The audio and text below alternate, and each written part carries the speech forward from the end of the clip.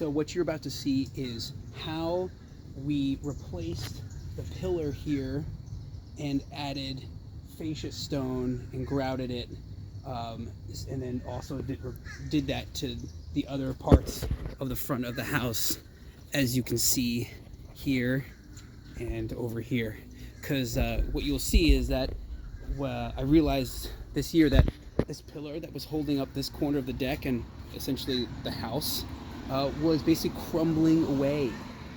Basically was gonna fall over if we didn't do something, or collapse if we didn't do something soon. So thank you in advance to Frank Zellner, neighbor, Zellner Family Renovations, right there, link it up. And he helped me do this, and we jacked it up, as you will see, replaced it with a 6x6, and I packed it out, as you will see, and then I'll take you through how I put the fascia stone and showed you how I do this project. So hope you enjoy it. Right now we are jacking up the front deck roof. So we're going to replace that pillar, which is crumbling, with a 6x6 sitting over there. We just staked this into the ground, and hopefully what we're going to do is get rid of these stones, dig a hole, put a sonotube in, concrete it up, put the 6x6 in, nice and solid. So here's hoping. Whew. So right now we jacked it up, and this side's jacked, but now we gotta jack this side. You can see, though, we had to put this on a 4x4.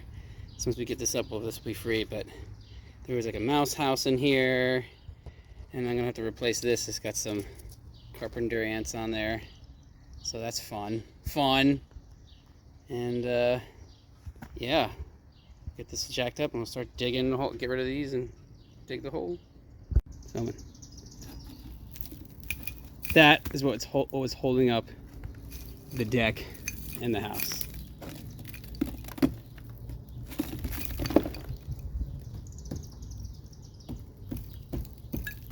my God. So the pillar is in place. The block frame around the block itself has been removed. Now it's time to pack out this pillar as much as possible on either side to somewhat match the width of the pillar over here. The reason being is I'm eventually going to be putting faux stone on these pillars to kind of give it a new, fresher look. First thing I need to do is pack this out. I've got like some pressure treated wood to go out, and it's going to come close to that 16 inches wide pillar. And then from there, I got some Durock that I'm going to put in the front, and then we'll put the faux stone over on like that. So it's a little project, and then once that's done, I'll be able to rebuild this thing, rebuild this lattice as well, because this is looking a little old and worn too. So first things first, let's cut some wood and let's get it done. So we are about to embark on a new journey, the next stage of this project. The Durock is on the wall, ready to receive what I finally got, only after waiting a week. I shouldn't say finally. So it was a very quick wait. Is my faux stone that's going to go on the wall and create a pillar look on here. So I got a diamond blade saw, water, everything's pretty much prepped. I got my PL glue, got shims. Basically what I'm going to try to do is work up from the bottom and cut as I go and try to create a little bit of space between so I can put some like grout in between. Probably going to do like a row at a time and let it dry, and then go over there and do the one over there, and then on the other pillar and stuff like that. So it's going to be a slow process. Probably just like, you know, a few stones at a time, and then just kind of waiting for it to dry and then moving on. So that's cool. A little bit of time. Let's do it. So we're doing it live. We don't know what we're doing here, but we're going to be doing it live. So let's have some fun. So I'm on day 2, and you can see my progress. so far. Quite pleased with it. It's definitely a couple things I've learned. Take your time. Get a stone chisel. Have a good friend, neighbor who has a good wet saw, so you can make cuts. I started off using shims, and then I proceeded to use like nails and then screws to hold up the stone. I've been finding myself just trying to be patient with it and just basically choosing the stone I want and just taking my time and selecting the stone. And like, I liked how this has nice striations and things like that. One problem I've discovered is that the corners are quite difficult to use because they're frequently the same length on each side, so I've had to like take my time in choosing that. That's actually been the hardest point. Another thing I'm discovering is that the PL glue, although you can like pull the thing out so it doesn't keep oozing out glue, it still does, and I hate wasting the glue. So what I've been doing, this is all like dry run right now, so a lot of these are not glued in yet, so I'm just basically dry putting it on there, see if I like it, and then I'm gonna do one big glue sesh. So that's what I'm doing right now, but it's still a lot of fun. I've only gotten like 2 stones over there done. I've been kind of just focusing on this, and that's gonna be a challenge in itself because I can drill into wood, but I can't drill into Durock. So that's gonna be a challenge, but I like little pieces like this. That looks good. I wish I had a little bit of variation here, but this corner again was really thick, so you know, how do you do that? You know, try not to do perfection, right? But it's pleased with it so far, especially this side. So let's keep going. So a little bit of an update right here. Doing a few stones at a time. So got a creative brace right there to keep this troublesome little stone from moving too much. But so far so good. You kind of have to just be patient and put little stones at a time, but the shimming system works, and I'm gonna keep going until we slowly get it done. Maybe I'll work on another wall over there just to keep moving, you know. It's good to do this in big chunks if you can. Cool. Third update, I guess, but this middle pillar is done. So I have gotten that pillar, and now I have just put on the last bricks. Ooh, that's falling down. I gotta adjust that, but yeah, it's a little lower.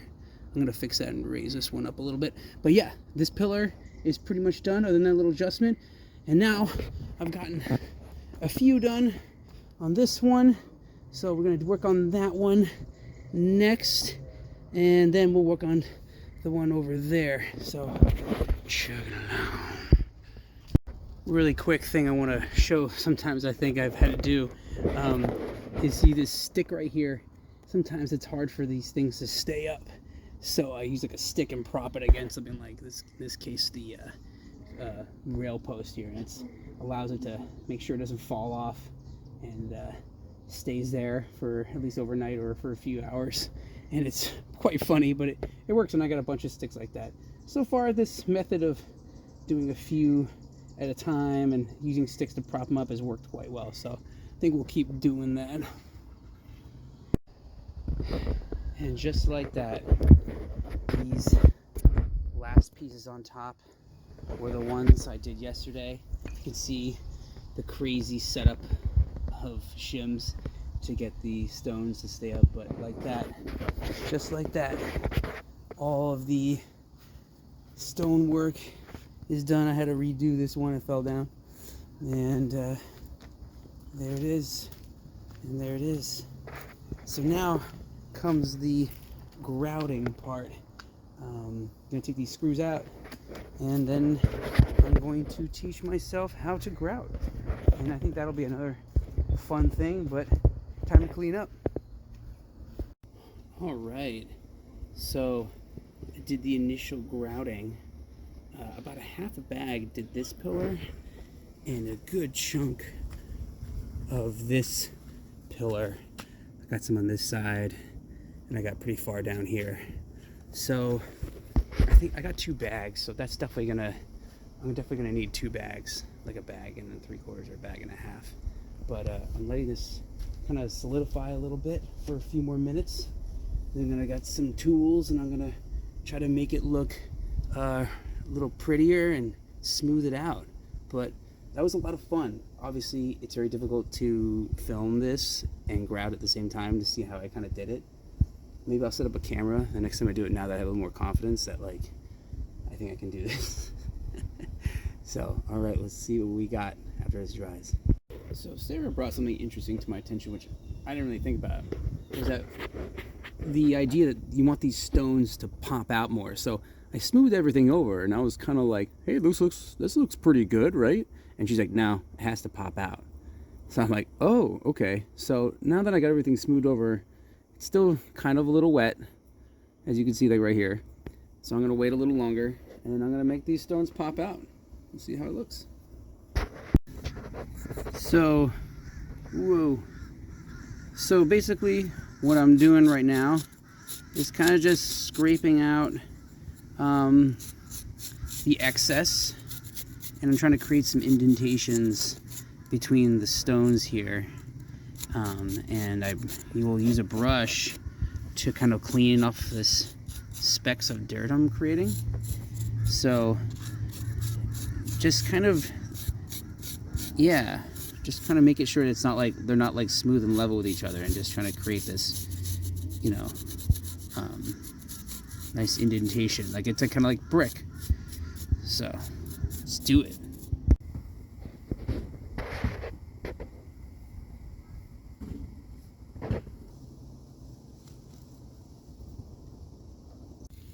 So there you have it. You kind of have a good basic idea how I did this. Like, it wasn't the best documenting I did on this project, so I apologize.